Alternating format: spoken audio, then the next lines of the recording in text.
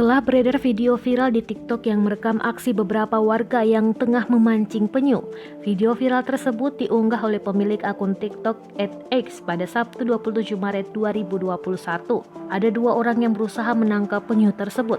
Mereka pun membawa penyu hasil tangkapannya ke pinggir pantai bersama warga lainnya yang sebelumnya ikut membantu menangkap penyu. Perlu diketahui, penyu adalah salah satu hewan yang dilindungi di Indonesia.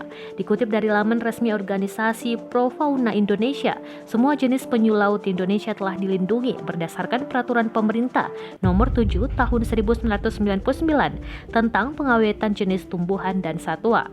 Hal ini berarti segala bentuk perdagangan penyu baik dalam keadaan hidup mati maupun bagian tubuhnya itu dilarang.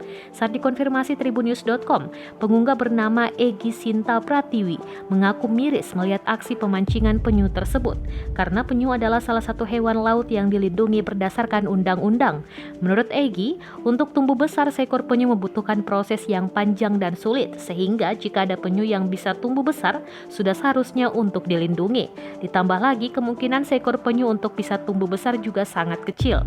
Menurut Egy, dalam kasus ini pemerintah perlu memberikan edukasi kepada warga tentang perlindungan alam, terutama tentang hewan yang dilindungi undang-undang, seperti hewan apa saja yang boleh ditangkap dan tidak boleh ditangkap, serta edukasi tentang pentingnya memelihara alam. Selain itu, Egy juga berharap agar kedepannya pemerintah bisa lebih memperketat peraturan tentang pemancingan hewan dilindungi ini.